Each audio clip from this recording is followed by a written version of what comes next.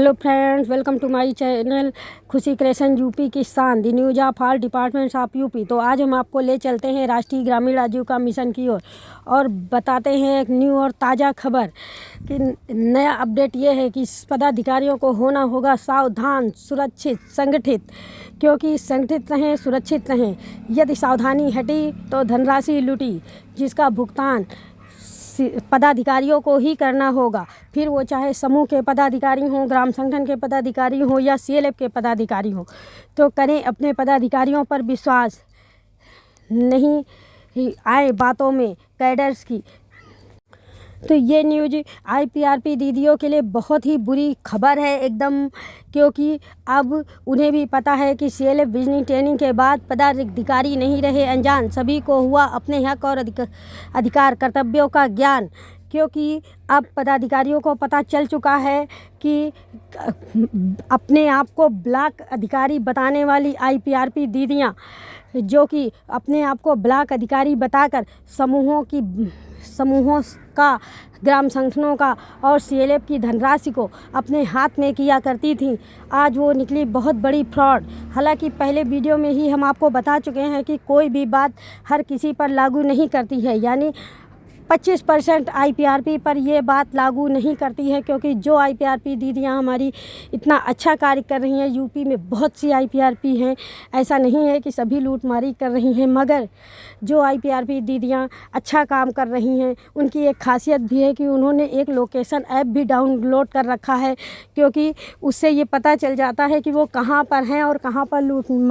वो कार्य कर रही हैं, कितना उन्होंने काम किया, उनकी लोकेशन क्या है। और ऐसा सभी आईपीआरपी दीदियाँ नहीं करती, क्योंकि जिनका धंधा ही है अपने जॉब को लूटमारी की तरह यूज करना, तो वो ये ऐप लोड नहीं करती हैं, क्योंकि एक्चुअली इससे पता चल जाएगा कि आज वहाँ पैसा निकला है, ये तो वहीं थी, यानी या तो ये पैसा लेकर आई हैं या फिर ये वहाँ क्या देखने गई थी। तो ऐसा हो जाता है, क्योंकि मिशन ने आईपीआरपी को इसीलिए रखा है कि वो सिर्फ देखें कि पैसा कहाँ आया, कहाँ गया, क्या हो रहा है, पैसे का सही यूज हो रहा है या नहीं हो रहा है, महिलाएं बिल वाउचर बनवा रही हैं या नहीं बनवा रही हैं। तो उनका काम है सिर्फ एक चौकीदार की तरह देखना। मगर यहाँ क्या है, इस मिशन की एक खासियत है कि चौकीदार ही चोर है। तो बताइए, चौकीदार ही चोर है, मतलब मिशन का दुर्भाग्य है कि जिसे उन्होंने चौकीदार की तरह रखा वो ही चोर है। तो कोई भी बात हर आईपीआरपी दीदियों पर लागू नहीं करती है, क्योंकि आज भी 25% आईपीआरपी दीदियाँ ऐसी हैं कि उन्होंने इतना काम किया है, इतना अच्छा कार्य किया है, किसी भी अपने समूह, अपने संगठन, अपने ग्राम संगठनों को इतनी अच्छे से चलाया है, अपना घर परिवार फैमिली मानकर उन्होंने इतनी अच्छे और उसको इतना सक्सेस बनाया है, इतना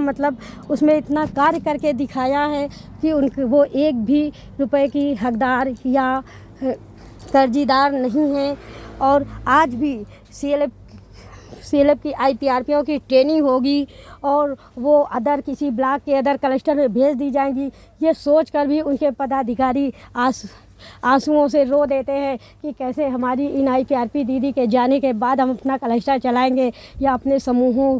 को सुरक्षित रख पाएंगे या संगठनों को सुरक्षित रख पाएंगे। लेकिन जहां पर आईपीआरपीओ ने सिर्फ काम तो किया ही नहीं, सिर्फ जहां गए वहां सिर्फ पैसे ही निकलवाने गए, कभी कैडर का मानदेय, तो कभी ग्राम संगठन का स्टार्टअप, तो कभी समूहों का पैसा,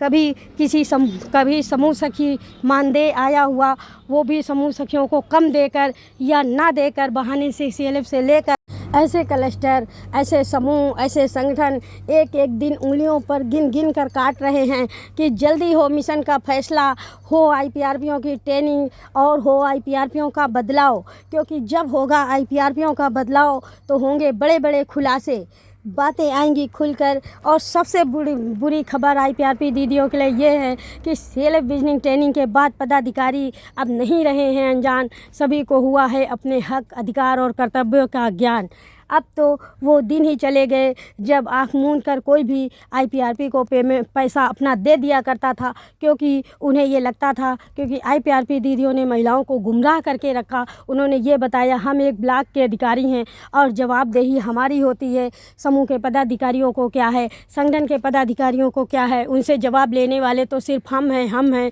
क्लस्टर के पदाधिकारियों का क्या है, क्लस्टर के पदाधिकारी भी सिर्फ ऐसे ही बनाए जाते हैं, जिसे हम चाहें हटा सकते हैं, जिसे हम चाहें रख सकते हैं। जैसे और क्या औकात है BMM या DMM की, हम चाहेंगे तो रखेंगे वरना उनकी भी नौकरी छुड़वा देंगे। तो ऐसी IPRPयों से रहिए सावधान, तो बिल्कुल बचाव कीजिए, क्योंकि अब आप ना हैं अनजान और ना ही कोई कैडर भगवान। सभी पदाधिकारी समझ जाएं, सुलझ जाएं, संगठित रहें, सुरक्षित रहें, क्योंकि जैसा कि मैंने आपकी वीडियो में ये बताया है कि सावधानी हटी यानी धनराशि लूटी, और उस धनराशि को देना होगा पदाधिकारियों को। आप कितना भी कहते रह जाइए कि ये पैसा हमने IPRP को दिया, हमने पैसे IPRP को दिया, मगर नहीं। तो आप लोग ये कोशिश करिए कि जो पैसा आपने IPRP दीदियों को दिया है वो प्लीज़ वसूलने की कोशिश करिए। हो सकता है जून के माह में उनकी ट्रेनिंग हो जाए और वो कहीं अदर क्लस्टर के, अदर ब्लॉक के अदर क्लस्टर में भेज दी जाएं, तो क्लस्टर तो अपने पैसे निकाल ही लेगा, मगर कैसे निकालेंगे समूह संगठन अपने अपने पैसे, और भरने होंगे पदाधिकारियों को, या हो सकता है पूरे समूह को, यानी पूरे समूह को भरने पड़े, मगर IPRP का क्या, जो पैसे लेकर चली गई। इसलिए अब आप लोग अनजान नहीं हैं, आप लोग ट्रेनिंग कर चुके हैं, आप लोगों को पता है कि जो भी जवाबदेही होती है वो पदाधिकारियों की ही होती है। अपने पदाधिकारियों पर विश्वास रखें, फिर वो चाहे समूह के हों, संगठन के हों या CLF के हों। और पदाधिकारियों को भी चाहिए कि समय समय पर अपने समूह, संगठन और CLF की देखरेख करते रहें। जैसे समूह हर मीटिंग में अपने सदस्यों को देखे कि उनको कोई परेशानी तो नहीं है, उनको महीने में 1-2 विजिट ज़रूर करे कि, और उनसे पूछताछ करे कि कोई कैडर उन्हें बेवकूफ़ बनाकर पैसे तो नहीं ले रहा है। या फिर कि संगठन के पदाधिकारियों को चाहिए कि महीने में एक बार अपने हर समूह की बैठक में ज़रूर शामिल हों और जो है उनसे पूछताछ करें कि ये IPRP दीदियाँ हो सकता है उनसे भी पैसे लूट रही हों। यदि ऐसे कोई भी समूह संगठन हैं जिनका पैसा IPRP दीदी ने लिया है किसी भी प्रकार का, तो वो लिखित में अपने